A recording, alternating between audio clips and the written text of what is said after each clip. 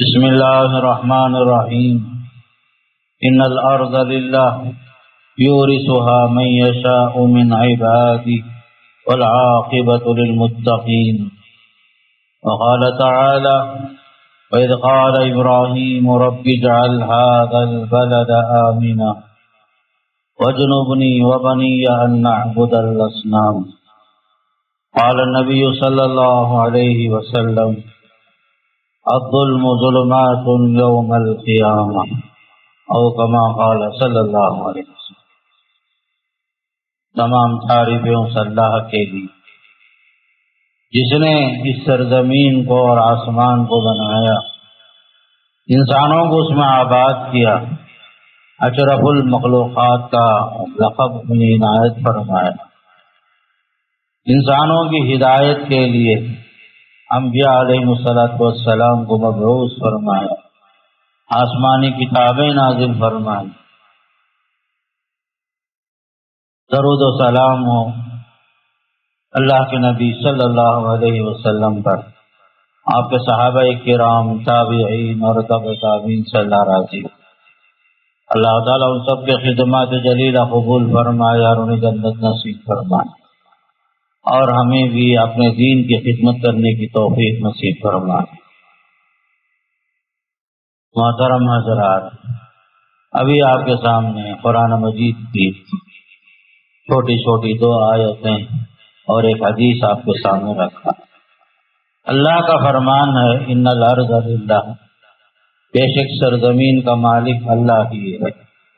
یورثها من یشاء من عبادہ، وہ جس کو چاہتا ہے اپنے بندوں میں سے وارث بناتا ہے، مالک بناتا ہے. والعاقبۃ للمتقین، انجام کار اہل تقوی کے لیے ہے، متقیوں کے لیے ہے، پرہیزگاروں. سورہ ابراہیم میں اللہ نے فرمایا، حضرت ابراہیم علیہ السلام کی دعا کا تذکرہ کرتے ہوئے، یاد کرو اس وقت کو جب ابراہیم علیہ السلام نے رب سے دعا کی: پروردگار، اس شہر کو امن والا بنا دے اور مجھے اور اپنے بچوں کو بت پرستی سے دور رکھ. اللہ کے نبی علیہ السلام نے ارشاد فرمایا: ظلم قیامت کے دن اندھیروں میں سے ایک اندھیرا ہوگا، تاریکیوں میں سے ایک تاریکی ہوگی. قرآن اور حدیث سے ایک بات معلوم ہوتی ہے کہ ہر انسان کی فطرت میں اپنے اپنے وطن سے محبت، اپنے بستی سے محبت، اپنے ملک سے محبت ہر انسان کے دل میں اللہ نے رکھا ہے. یہ ایک فطری چیز ہے کہ آدمی اپنے وطن سے محبت کرتا ہے، اپنے ملک سے محبت کرتا ہے، اور یہ چیز اللہ نے سب کے دلوں میں رکھا ہے. اس کی مثالیں قرآن سے ملتی ہیں. جو آیتیں پڑھی گئی ہیں ان آیتوں میں اللہ نے یہ فرمایا کہ یہ سرزمین حقیقت میں اللہ کی ہے، اللہ ہی اس کا مالک ہے. اللہ جب چاہے جسے چاہے وارث بناتا ہے. وقتی طور پر لوگ اس پر حکمرانی کرتے ہیں، جب اللہ چاہتا تو حکومتیں بدل دیتا ہے، حاکم کو محکوم بناتا ہے، محکوم کو حاکم بناتا ہے. یہ اللہ کا قانون ہے. اس سرزمین پر بھی لوگوں نے 100 سال حکومت کی، خاص کر مغلیہ خاندان 660 پر 5 سال حکومت کی. 1 سال 2 سال میں 665 سال مغلیہ خاندان نے حکومت کی. ایک زمانہ تھا خود میسور کے شیر کے لقب سے جو مشہور ہوئے ٹیپو سلطان، ان کا ایک دور تھا، ان کی حکومت تھی. لیکن حالات بدلے، زمانہ بدلا، حکومتیں بدلی، اللہ نے حاکم کو محکوم بنایا. اپنوں نے غداری کی، مسلمانوں کے ساتھ بے وفائی کی، نتیجے میں مسلمان ذلیل ہوئے. اور اس حاکم قوم کی اولاد رکشہ چلاتے ہوئے، چائے بناتے ہوئے، پلیٹ فارم میں چائے بیچتے ہوئے، بھیک مانگتے ہوئے دلی کے جامع مسجد کے گیٹ سے لے کر کلکتہ کے شہروں سے لے کر بنگلور اور میسور کے شہروں میں بھی اس حاکم خاندان کی اولاد آج بھی آپ کو نظر آئے گی. یہ اللہ کا قانون ہے. جو حاکم ہے وہ ہمیشہ حاکم نہیں رہتا، جو محکوم ہے وہ ہمیشہ محکوم نہیں رہتا. اللہ سب کو موقع دیتا ہے. زمانہ بدلتا ہے، رفتار کے ساتھ ساتھ حالات بدلتے ہیں، لیکن عبرت اسی کے لیے ہے جو حالات سے سبق حاصل کرتا ہے. اور یہ یاد رکھے یہ دنیا حقیقت میں اللہ کی ہے، اللہ اس کا حقیقی بادشاہ ہے. لمن الملک اليوم للہ الواحد القہار. قیامت کے دن اللہ پوچھے گا آج حکومت کس کی ہے؟ وقتی طور پر فلاں بادشاہ فلاں بادشاہ فلاں نوابوں کی حکومت سب کچھ تھی، لیکن سب ختم ہو گئے، سب مٹی کے ہو گئے، مٹی سے پیدا ہوئے اور مٹی میں جا کر مل گئے. لیکن حقیقی بادشاہ کون ہے، شہنشاہ کون ہے؟ صرف اللہ کی ہے. اللہ ہی حاکم مطلق ہے، بادشاہوں کا بادشاہ اللہ ہی ہے. اسی کی حکومت ہمیشہ باقی رہتی ہے. جسے چاہتا ہے باعزت بناتا ہے، جسے چاہتا ہے اللہ ذلیل کرتا ہے، جسے چاہتا ہے اقتدار سے نوازتا ہے، اور جسے چاہتا ہے اقتدار سے بے دخل کر دیتا ہے. یہ اللہ کا قانون ہے، یہ اللہ کا قانون ہے. تعز من تشاء وتذل من تشاء بیدک الخیر. عزت اور ذلت اللہ کے اختیار ہے، ہر چیز اللہ کے اختیار میں ہے. یہ ہمیشہ یاد رکھنا چاہیے. خاص کر مسلمان جو ہے اپنے عقیدے میں یہ بات کو بٹھا لے ہر چیز کا حقیقی مالک اللہ ہی ہے. یہ زمین، یہ آسمان، یہ ہوائیں، یہ پانی، دنیا کی ہر چیز کا حقیقی مالک اللہ ہے. اور وقتی طور پر لوگ اس کے مالک ہوتے ہیں، پھر اس کے بعد اس کا مالک بدل جاتا ہے.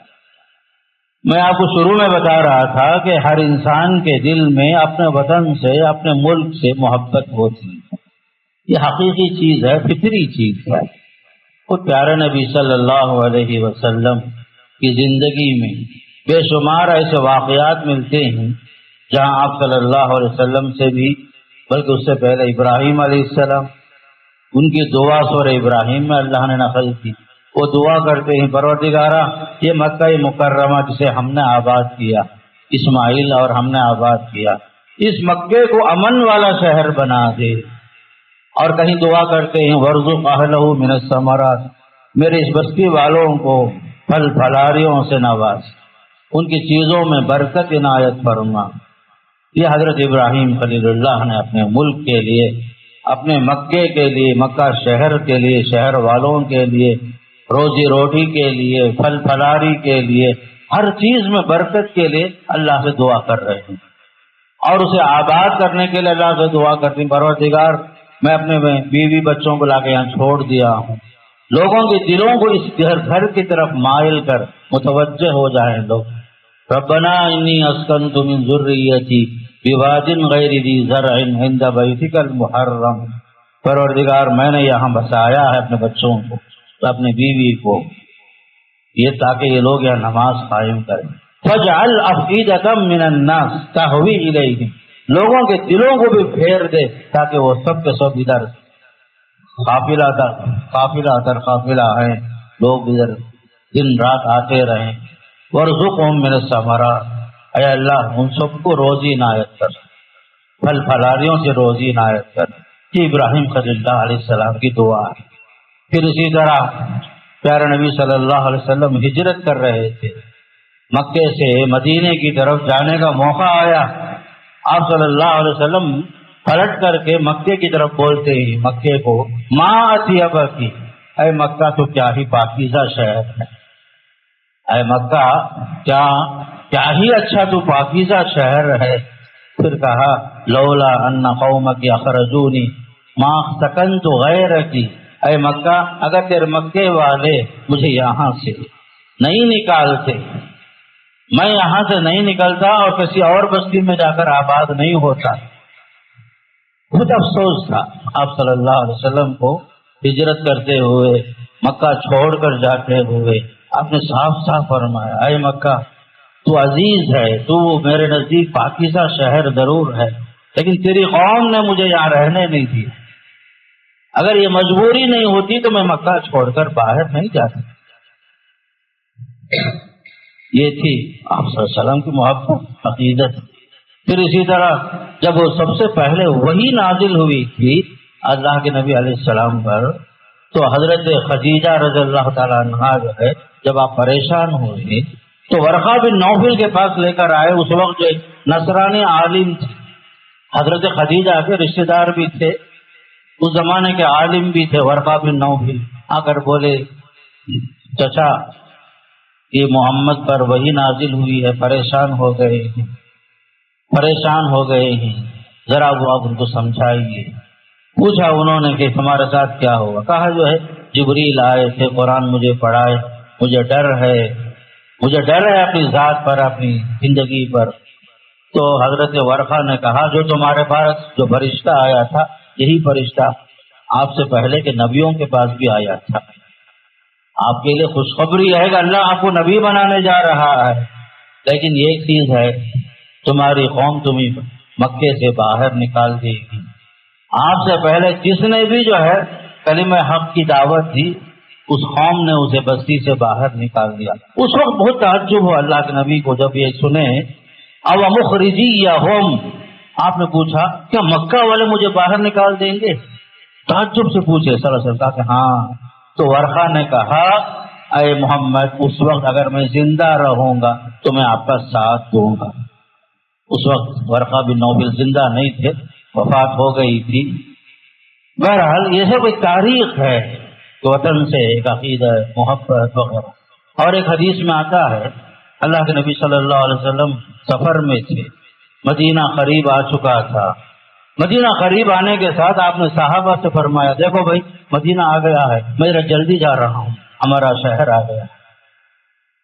تیزی سے اپنی سواری کو ہانکنے لگے، جلدی تیزی کے ساتھ بھگانے لگے سواری. آپ صلی اللہ علیہ وسلم جو ہے اپنی سواری کو تیز بھگائے.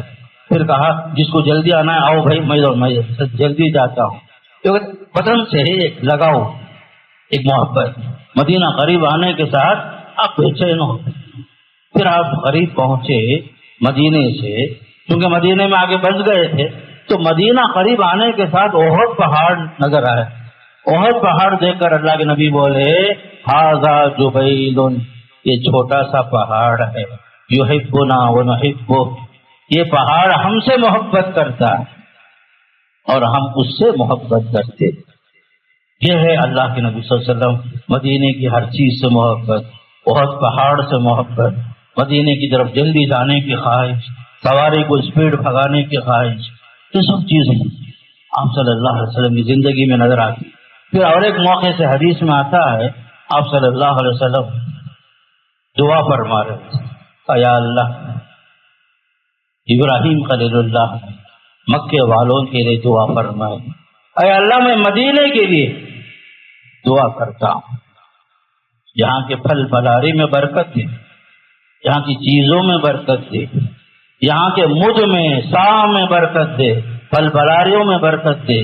جتنا ابراہیم خلیل اللہ نے مکے کے لیے دعا کی اس سے ڈبل ہمارے مدینے کو دے.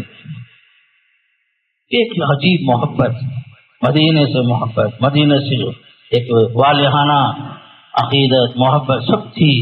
یہ ہر انسان کی فطرت میں اللہ نے رکھا ہے، اپنے اپنے ملک سے محبت، وطن سے محبت، سب چیز. بلکہ قرآن کی ایک آیت بھی ہے، سورہ اعراف میں ایک آیت آتی ہے جس میں نبی کی بعثت کا مقصد بتایا گیا وَيَضَعُ عَنْهُمْ إِصْرَهُمْ وَالْأَغْلَالَ الَّتِي كَانَتْ عَلَيْهِمْ.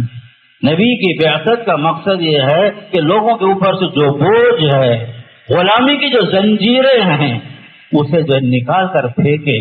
اللہ کے بندوں کو اللہ کا غلام بنائے. نبی لوگوں کی غلامی سے نکالنا نبی کی بعثت کا مقصد ہے. اللہ کا بندہ صرف اللہ کا غلام ہے، کسی اور کا غلام بن نہیں سکتا. زمین اللہ کی، حکومت اللہ کی، حکومت کے ساتھ ساتھ ہر چیز اللہ کی ہے، جہاں کوئی انسان کسی کا غلام نہیں بن سکتا. آزادی دلانے کے لیے ہی اللہ نے نبی کو بھیجا. وَيَضَعُ عَنْهُمْ وِصْرَهُمْ، بوجھ ہٹائے ان سے، وَالْأَغْلَالَ الَّتِي كَانَتْ عَلَيْهِمْ، جو زنجیریں غلامی کی تھی، اس لیے کہ جس وقت آپ مبعوث ہوئے، نبی بنا کر بھیجے گئے، اس وقت لوگ غلامی کی زنجیروں میں تھے، ہر آدمی دوسروں کا غلام بنا ہوا تھا، انسان کو خریدتا تھا، بیچتا تھا، جانوروں سے بدتر حالت تھی انسان کی۔ آزادی بہت بڑی چیز تھی، آزاد انسان کی ایک بڑی اہمیت تھی۔ جو غلام تھا وہ اپنے مالک کا ہر لحاظ سے جانور سے بدتر ایک غلام کی حیثیت سے زندگی گزار رہا تھا۔ یہ غلامی کو ختم کرنے کے لیے ہی آپ کی بعثت ہوئی۔ خلاصہ کلام یہ ہے کہ ہر دور میں انبیاء کا کام یہی رہا، اور یہی حالت ہر دور میں نبیوں نے اپنی امت کو سبق سکھایا لتخرج الناس من الظلمات الى النور، لوگوں کو ظلمتوں سے، تاریکیوں سے، اندھیروں سے، غلامی سے باہر نکالے، نور الہی کی طرف لے کر آئے، یہ خدا کی عبادت کا حکم دے۔ زمین اور آسمان کا مالک صرف ایک ہے، عبادت کا مستحق صرف ایک ہی ذات ہے۔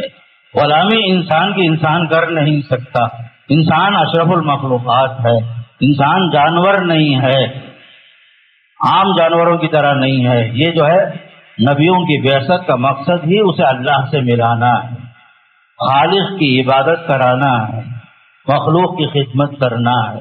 اس مقصد کے لیے ہی انبیاء بھیجے گئے۔ یہی سلسلہ ہر زمانے میں، ہر دور میں چلتا رہا، بلکہ ہندوستان بھی جو ایک زمانے تک آزاد ہی تھا، پھر انگریزوں کا تسلط ہوا، انگریزوں کی غلامی سے نکالنے کے لیے اس زمانے میں ہی ہمارے علماء نے، ہمارے بڑے بڑے جانثار فوجیوں نے، نوجوانوں نے بڑی بڑی قربانیاں پیش کی، جان کی قربانیاں، مال کی قربانیاں، پھانسی کی سزائیں بڑی خوشدلی کے ساتھ قبول کیے وطن کی آزادی کے لیے۔ سب سے زیادہ ہندوستان کو آزاد کرنے میں مسلمانوں کی بڑی قربانیاں، ہمارے ملک کو آزاد کرانے کے لیے، خاص کر انگریزوں کے تسلط سے، انگریزوں کی غلامی سے آزاد کرانے کے لیے ہر دور میں خاص کر علماء نے، شعراء نے، صحافیوں نے، خطیبوں نے، صحافیوں نے، ہر ملک کے بڑے بڑے صاحب حیثیت لوگوں نے بھی اپنے دولت کے ذریعے سے باقاعدہ قربانیاں پیش کی۔ یہاں کی غلامی کو آزادی دلانے کے لیے لوگوں نے بڑے بڑے خواب دیکھے، لاکھوں لوگ اس راستے میں قربان ہوئے، ایک نہیں دو نہیں، لاشوں کی لاشیں بچھائی گئی، انگریزوں کا ظلم ہوا، انگریزوں کا تسلط قابض تھا، استعماری قوتیں مسلمانوں پر، ہندوستان کے لوگوں پر مسلط تھی۔ سب سے پہلے آزادی کے لیے آواز اٹھانے والے ہمارے ہی مسلمان تھے۔ انہوں نے بڑی بڑی قربانیاں دی، بڑی قربانیاں، اتنی قربانیاں دی جس کا تذکرہ کرنا مختصر وقت میں بہت مشکل ہے۔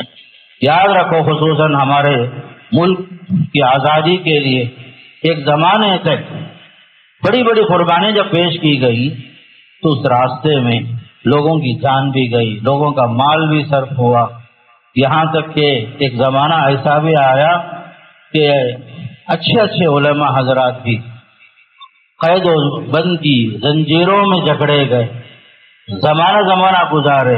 مولانا ابوالکلام آزاد رحمۃ اللہ علیہ قید میں تھے، زمانہ گزار دیے۔ اس دوران معلوم ہوا کہ ان کی بیوی جو ہے بیمار ہو گئی ہے، وفات کے قریب ہے۔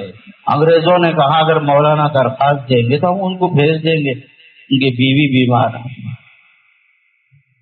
لیکن مولانا آزاد نے کہا جب تک ملک آزاد نہیں ہوتا، بیوی کی بیماری جو مجھے اس میں رکاوٹ نہیں بننے دے گی، اس لیے کہ یہ مادر وطن ہے، اس کی آزادی اور اس کی غلامی کی زنجیریں، اسے توڑنا اہم ہے، مجھے میری فیملی اہم نہیں ہے۔ مولانا باہر نہیں آئے، مولانا نے باقاعدہ جو ہے قید و بند کی سزائیں زمانہ گزاری۔ مولانا ابوالکلام آزاد کیسے لوگ گزرے ہیں، پھانسی کی سزائیں قبول کیے، خوش دلی کے ساتھ قبول کیے، محض اس وطن کی آزادی کے لیے، ملک کی آزادی کے لیے، تاکہ سرزمین میں سب آزادی کے ساتھ عبادت کر سکے، اپنے اپنے مذہب پر عمل کر سکیں۔ الغرض مجاہدین کی بڑی فہرست، اور خاص کر جب مغلیہ حکومت تھی تو لوگ اسے بدنام کرتے ہیں کہ یہاں پر ظلم و زیادتی بھی نہیں۔ لوگوں نے تاریخ کو مسخ کر دیا۔ مغلیہ حکومت کے اندر 2 بادشاہ گزرے ہیں، اورنگزیب اور اکبر، انہوں نے 50 سال حکومت کی، لیکن ظلم کا کوئی تصور نظر نہیں آتا، بلکہ انہوں نے انصاف کیا۔ مسجدوں کے لیے جتنا انہوں نے دان دیا، باقاعدہ اوقاف مقرر کیے، مندروں کے لیے بھی انہوں نے اوقاف کیے، سب کے لیے انصاف کا پرچار انہوں نے عام کیا۔ اورنگزیب کے بارے میں مشہور ہے، بنارس میں ایک پنڈت رہتا تھا، پجاری رہتا تھا، اس کی لڑکی جو ہے شادی کے لائق تھی، ایک مسلم کمانڈر نے اسے شادی کرنے کی پیشکش کر دی، پنڈت پریشان ہوا، اس لڑکی نے کہا 1 مہینے کا ٹائم لے لو، ہم جو ہے اس کے بعد اسے جواب دے دیں گے شادی کے لیے۔ باقاعدہ وقت مقرر کیا گیا، ٹائم لے لیا گیا، تو یہ عورت جو ہے لڑکے کے بھیس میں جامع مسجد دلی پہنچی ہے۔ وہ زمانے میں اورنگزیب جمعے کی نماز کے بعد فارغ ہو کر باہر آئے۔ وہ زمانے میں لوگوں کی داستان، لوگوں کے ظلم وغیرہ سن کر کے بادشاہ فوراً متحرک ہوتے تھے، تو اورنگزیب کے سامنے لوگوں نے اپنی بات پیش کی۔ یہ عورت جو ہے باقاعدہ جو ہے اپنی فریاد سنائی، ایسا ہمارے ساتھ ایسا ہو رہا ہے، ہماری شادی کہیں اور ہونا ہے، آپ کا ایک مسلم کمانڈر ہمیں مجبور کر رہا ہے، 1 مہینے کا ٹائم لیا گیا، کہا کہ تم جاؤ، تمہاری شادی وہیں ہوگی جہاں تم چاہو گی۔ تو اورنگزیب وہ زمانے میں وقت ہونے سے پہلے، شادی کا وقت سے پہلے پہنچا، وہ مسلم کمانڈر کے گھر پہ بھیس بدل کر فقیر کے بھیس میں آیا۔ اس وقت وہ خوشی میں لوگوں کو خوب جو ہے تحفے تحائف بانٹ رہا تھا، یہ بھی پہنچا فقیر کے بھیس میں۔ جب وہ پیسہ دینے لگا تو پیسہ لینے کے بعد بولا یہ پیسہ تمہارا نہیں ہے، قوم کے پیسے کو عیاشی میں تم صرف کر رہے ہو۔ فوراً اپنا حلیہ باہر نکال کر کے دیکھا تو وہ مسلم کمانڈر پریشان ہو گیا، معافی مانگنے لگا، کہا کہ نہیں، تمہاری سزا یہ ہے کہ 4 ہاتھی منگا کر کے اس مسلم کمانڈر کو کچل کر کے ختم کر دیا۔ پھر اس عورت کے گھر جا کر پانی پی کر اس گھر میں نماز پڑھا، انصاف دلایا، یہ نہیں دیکھا کہ کوئی مسلم ہے غیر مسلم، مظلوم کی حمایت اورنگزیب کی تاریخ ہے۔ اس کے بعد وہ پنڈت اتنا متاثر ہوا کہ وہاں جو ہے جہاں اس اورنگزیب نے نماز پڑھی وہاں ایک مسجد بنا دی۔ یہ ہے اسلامی تاریخ کے اندر اورنگزیب کو لوگ بدنام کرتے ہیں، 50 سال میں اس نے حکومت سے کوئی پیسہ نہیں لیا، اس کا گزارا جو ہوتا تھا قرآن لکھتا تھا، ٹوپی ہاتھ سے کپڑے کے ٹوپیاں بنتا تھا، اس پر اس کا گزارا ہوتا تھا، قرآن کا حافظ تھا۔ مغلیہ سلطنت کے اندر اورنگزیب ایک اچھا دیندار آدمی تھا۔ جب یہ حاکم بنا، بادشاہ بنا، رسم و رواج جتنے مسلمانوں کے تھے غیر مسلموں کے تھے سب ختم کیا، فحاشیاں، قوالیاں، جتنے اس زمانے کے رواج تھے ان سب کو ختم کر کے انصاف قائم کیا اورنگزیب 50 سالہ حکومت کے اندر۔ اس کے بارے میں مشہور ہے کہ وہ مندر توڑا بول کر، اس کی بھی تاریخ ہے، مندر ہی نہیں توڑا، وہ مسجد بھی توڑا۔ گولکنڈا کے علاقے میں ایک بادشاہ جو ہے ٹیکس نہیں دے رہا تھا، پوچھا کیوں بھائی 3 سال سے ٹیکس نہیں آ رہا؟ اورنگزیب کو جواب ملا وہ بادشاہ کی جانب سے کہ یہاں خاص سالی ہے، غریبی ہے، لوگ ہی نہیں دے رہے ہیں ٹیکس، میں آپ کو کیا دوں گا؟ بادشاہ کو معلوم تھا، بہت ہوشیار تھا اورنگزیب جو ہے، بہت دیندار آدمی تھا، اللہ والا انسان تھا، بہت ہوشیار آدمی تھا۔ بعد میں معلوم ہوا کہ وہ بادشاہ جو ہے خزانے، سونا چاندی، ہیرے جواہرات مسجد کے تہہ خانے میں چھپا کے رکھا ہے، معلوم ہوا، جاسوس کو بھیج کر معلوم کر دیا، اس مسجد کو ڈھا دیا، اگرچہ وہ مسجد تھی اسے استعمال جو ہو رہا تھا غلط کاموں کے لیے ہو رہا تھا، مسجد کو بھی اس نے توڑا۔ تاریخ بیان کرنے والا مندر کے بارے میں بولتا ہے، مسجد کے بارے میں نہیں بولتا۔ یہ ہے اورنگزیب کی انصاف پسندی، عدل و انصاف. اور اورنگزیب کے زمانے میں ہی ہندوستان کی GDP جو ہے ہائی لیول میں تھی، نمبر 1 پہ تھی. حالات اچھے تھے، خوشحال تھے لوگ، غریبی ختم تھی، انصاف تھا لوگوں میں. سب کے ساتھ اس نے انصاف کیا. جس طرح مسجدوں کو اس نے خوب دیا، مندروں کو بھی دیا، سب کے ساتھ انصاف کیا. زناکاری سے دور رہا اور انصاف پسند بادشاہ تھا وہ. یہ تھی خاص کر ہمارے ہندوستان میں اورنگزیب ہو یا جو ہے اکبر کا زمانہ 50 سال حکومت کا تھا. اس نے بھی جو ہے درمیان میں بہک گیا. اکبر دین اکبری کے نام سے ایک نیا دین بھی شروع کیا تھا، لیکن بعد میں اللہ نے توفیق دی، توبہ کر لیا. حالانکہ شروع میں بہک گیا اکبر 50 سالہ حکومت کے بیچ میں. الغرض ہندوستان کے اندر، ہندوستان میں آج بھی کروڑوں کی آمدنی ہندوستان کے خزانے میں جو جا رہی ہے وہ ہمارے آبا و اجداد کی بنائی ہوئی اور اس کی کمائی کا جو ذریعہ بنا ہوا ہے، تاج محل کی شکل میں، لال قلعے کی شکل میں، قطب مینار کی شکل میں، ہمایوں کے مقبرے کی شکل میں، جتنی مسلمانوں نے بنائی ہے بڑی بڑی عمارتیں، لال قلعہ ہو یا قطب مینار ہو، یہ سب جو مسلمانوں نے بنایا. اس کی آمدنی آج بھی ہندوستان کے خزانے میں کروڑوں کے روپے آج بھی جمع ہوتے ہیں. پھر بھی لوگ پوچھتے ہیں مسلمانوں نے کیا دیا.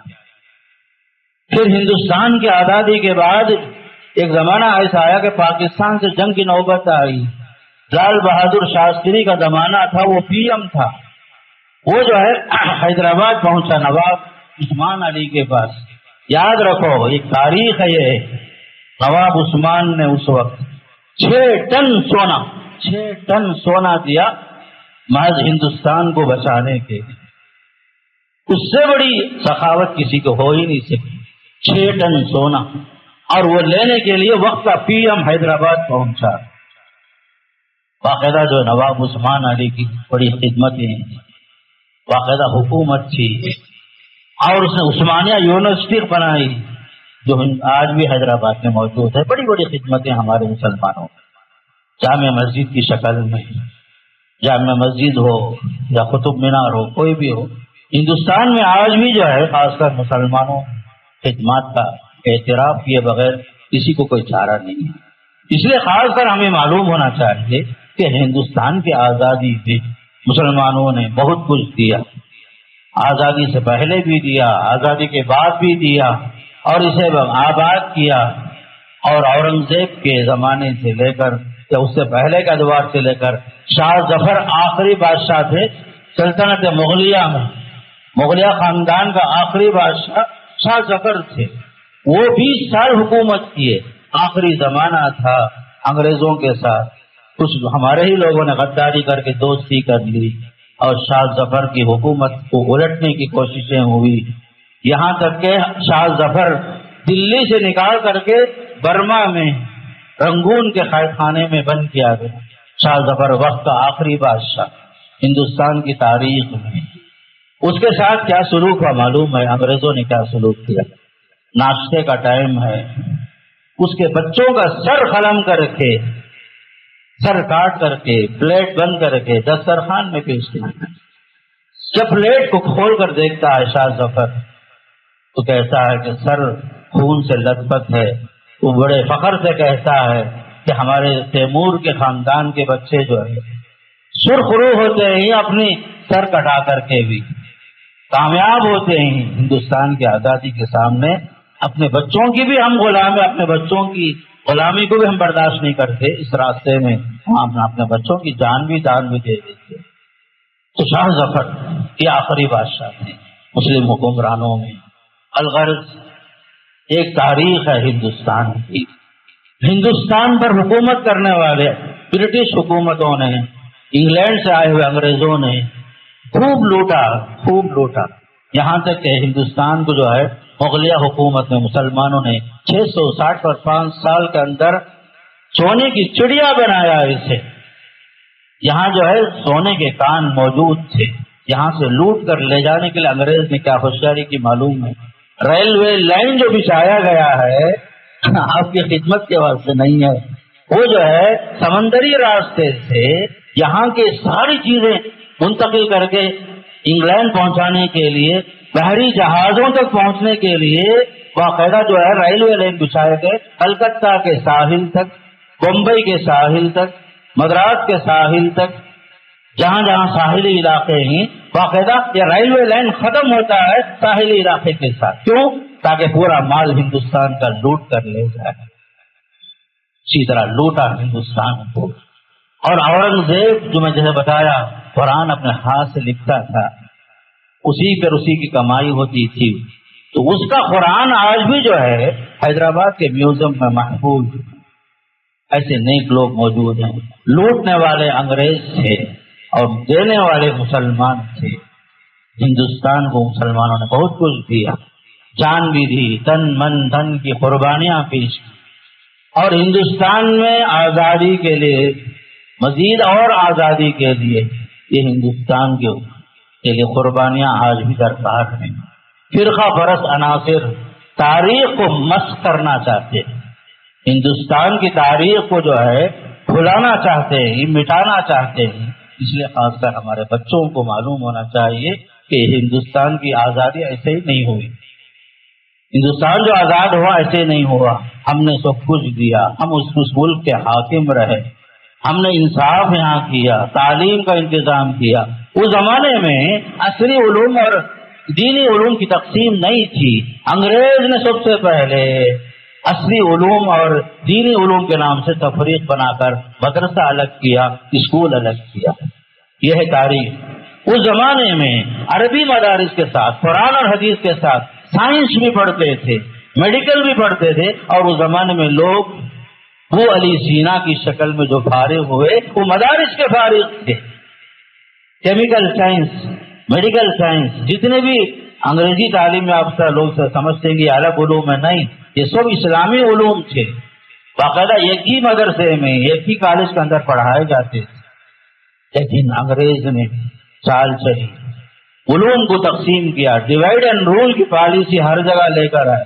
نصاب میں تبدیلیاں پیدا کرنے کی کوشش کی. مدارس میں انہوں نے ڈیوائڈ اینڈ رول کا کام کیا، اسکول اور کالج الگ بنے.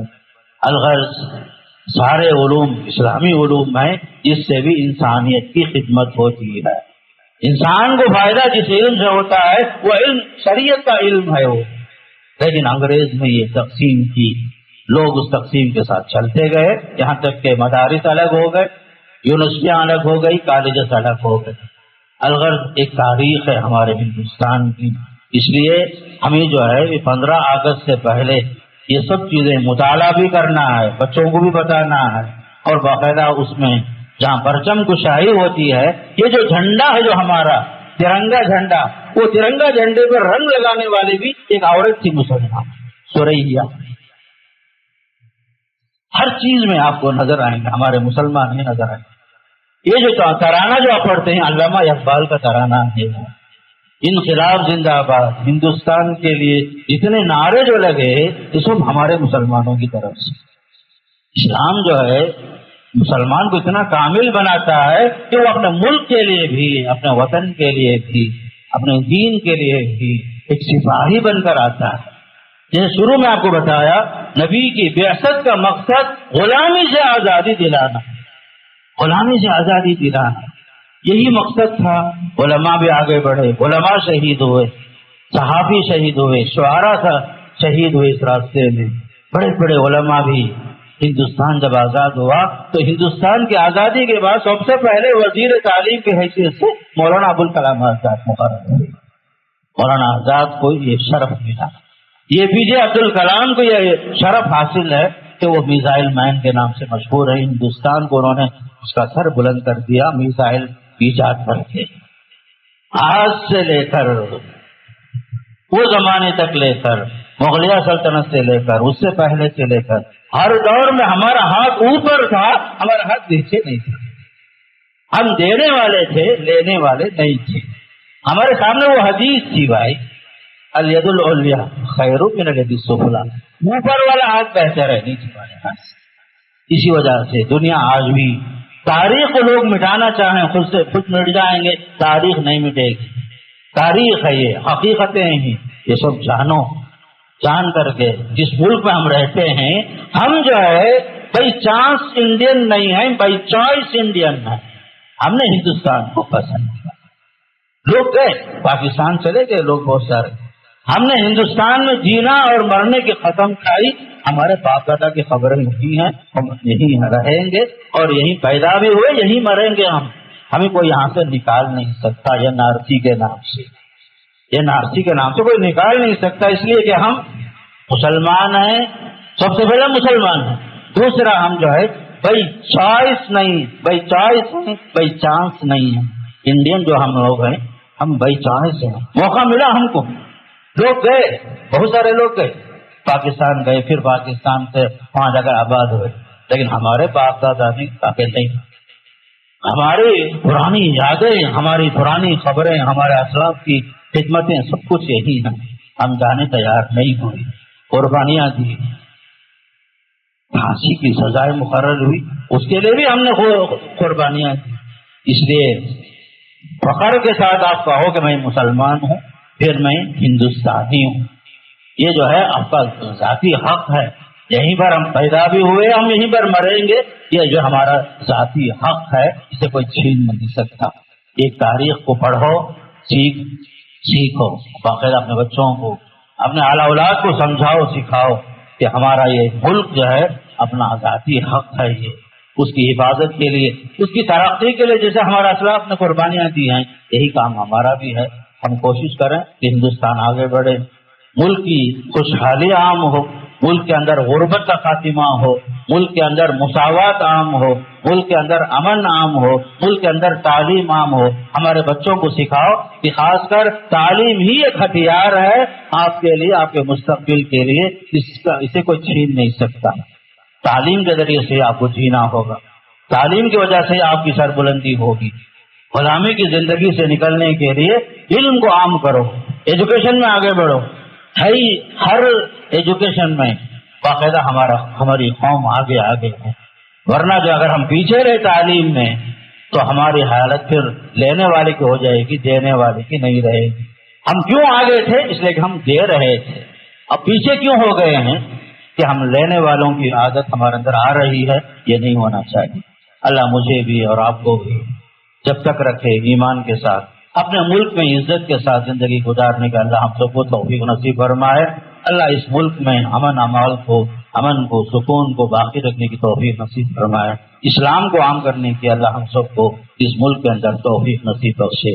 اقول قولی ھذا استغفر اللہ لی ولکم ولسائر المسلمین من کل ذنب فاستغفروہ انہ هو الغفور الرحیم.